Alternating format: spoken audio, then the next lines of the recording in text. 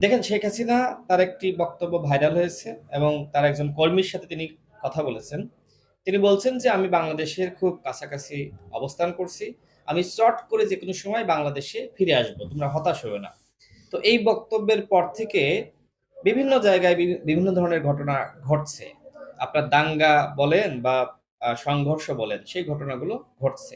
শেখ হাসিনার এই বক্তব্যের পরেই গোপালগঞ্জের আওয়ামী লীগ তারা ২ জন বিএনপি কর্মীকে পিটিয়ে হত্যা করেছে নির্মমভাবে। আজকে আমরা দেখলাম যে সুনামগঞ্জে সেখানে সরকার ক্ষমতায় আসার পর থেকে বিভিন্ন জায়গায় বিভিন্ন ধরনের ষড়যন্ত্র আমরা লক্ষ্য করছি।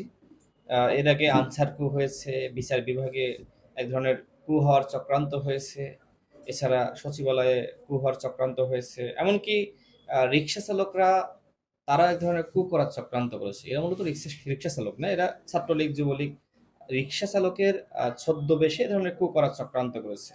এবং একই সাথে বিভিন্ন প্রতিষ্ঠানে দেখেন যে অস্থিরতা, কোথাও কিন্তু আমরা দেখছি না যে আপনার শান্তিপূর্ণ অবস্থা বিরাজ করছে, সর্বত্র অস্থিরতা। এই অস্থিরতার মূলে আসলে কি? এর মূলে শেখ হাসিনা যেহেতু ভারতে পালিয়ে গেছে এবং ভারত সরকার সবসময় শেখ হাসিনাকে একনিষ্ঠভাবে সমর্থন করেছে। তো এখন বাংলাদেশে যে অস্থিরতা, এর মূলে ভারত। ভারত ছাড়া অন্য কোনো দেশ নাই। কারণ ভারত এমন একটি রাষ্ট্র যারা বাংলাদেশের কখনোই মঙ্গল চায়নি।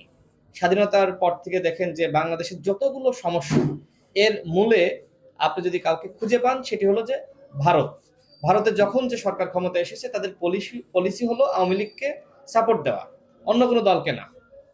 সুতরাং সেই জায়গা থেকে এখন পাহাড়ে যে ধরনের ঘটনা ঘটছে, এর মূলেও ভারত।